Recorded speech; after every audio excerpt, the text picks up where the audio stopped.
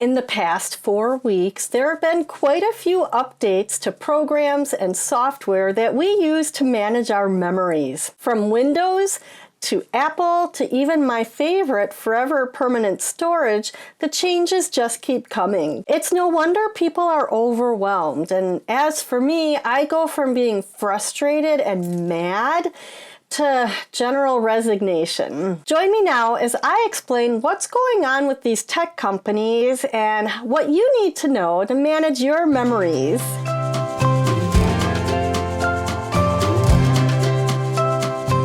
I am Molly Bartelt. I own Pixologie, where we've helped many people feel confident and motivated in saving their family memories. I do have to confess, these recent updates with tech companies, they've really sucked the soul out of my body a little bit. Like, you're working on these projects with your digital pictures, and then there's changes and you've got to figure it out. I've been helping people with some of these changes over the past few weeks.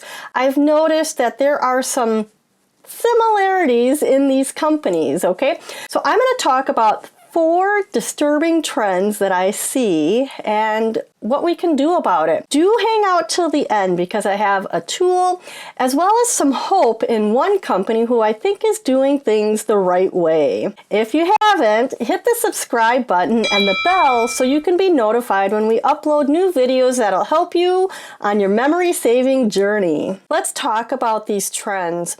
As I share some examples, if the situation doesn't apply to you, please just listen along because you're going to see that no matter what you're using, these tech companies are just making it challenging for consumers. I don't think they do it on purpose, but I think they're generally trying to make things better for consumers, but someone's not keeping track of where consumer time and skill levels are at because most of us have a hard time keeping up. The first trend that I want to talk about is how I think big tech companies assume you are going to use their solution exclusively, especially for managing photos. But this simply isn't true, nor is it realistic. A lot of the people that I meet are using pieces of this and that, and Apple, Google, and Microsoft all handle managing photos differently. Next, let's talk about how these big tech companies are pushing you to store your files up in their cloud servers. Apple, Microsoft, and even Google keep pushing consumers to use their cloud storage. It's like they will not stop until every last photo is up in their space. Here's an example. Windows 11's File Explorer, the place where you manage all your folders, now has a button at the top in the path bar that says Backup Now. It immediately launches you into using OneDrive. And a lot of people don't understand how OneDrive works, and photos go up along with other documents.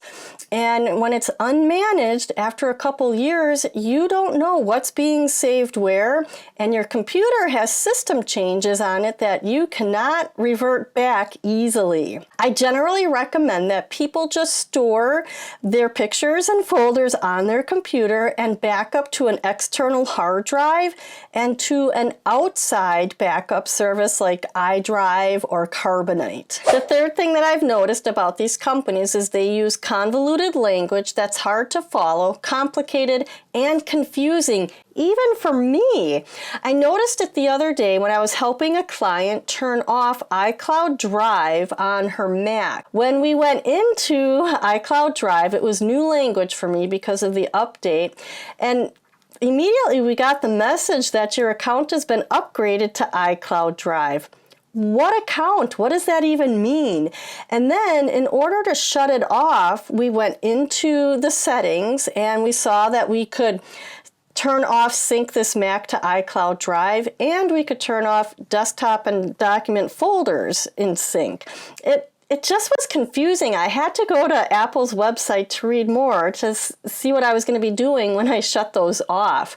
As it turned out, my client's files were all backed up on an external hard drive, which is fortunate because when we shut that off, anything that was on her computer disappeared and was only being stored in iCloud Drive, Apple's cloud storage. Backwards, for sure. Again, I recommend to people on your Macs, similar with PCs and OneDrive, don't turn iCloud Drive on unless you have a very specific reason and purpose in doing so. It's just another example of how these tech companies want your files to be stored in their cloud service. The fourth trend that I wanted to talk about has been around for a long time, and it's these big tech companies changing the user interface, the UI. When you log into a website, especially for your photos, or you open a program for your photos, what you see is the user interface. It's how you open files, how you edit pictures, it's how you share. It's all the things that you can do while you're at that site or in that program. In September, we had some major changes. First, Apple announced its new operating systems for both the Mac and the iPhone. On the Mac, the Apple Photos app has changed significantly, both in what is available in the navigation pane on the left side, as well as the albums view. You can see the before albums. The pictures of the albums were bigger and more fun to look at.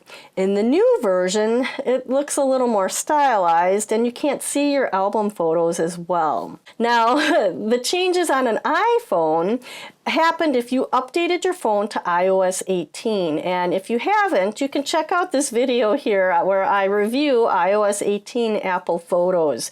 And then check out the comments here. Like, some people really didn't like it. I thought the changes were fantastic, but that's just me. In other news, Forever updated their website from Forever 2.0 to Forever 3.0, and it's a wonderful new look for them. It's clean and fresh, but there was a major change that some of us weren't so happy about. Take a look at what the albums looked like in Forever 2.0. You can see a description as well as the nested albums. It really kind of tells a lot about what's going on at that point in time, and that's in the album.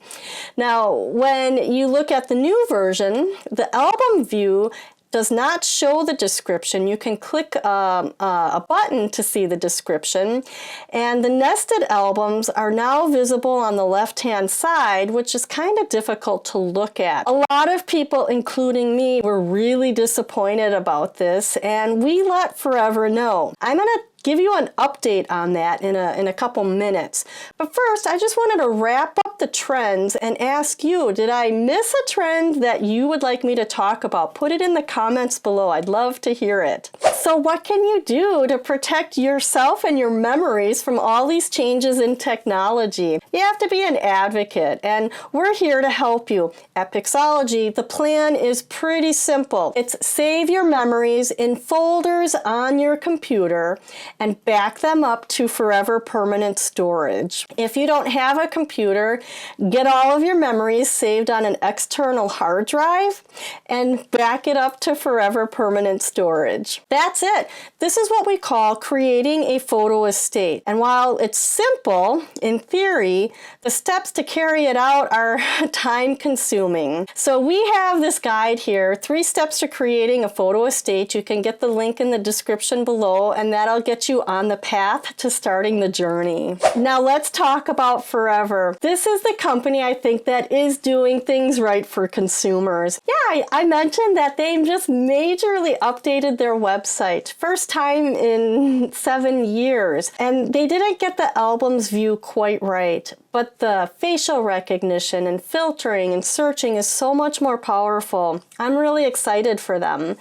And their support team is second to none. And no other tech company is going to be able to help like that. They are updating us ambassadors on the changes that are coming, and I know that the albums view will be improved soon. All right, that was a lot that we covered in this video. I hope you feel comforted by the fact that the technology is overwhelming everybody, not just you.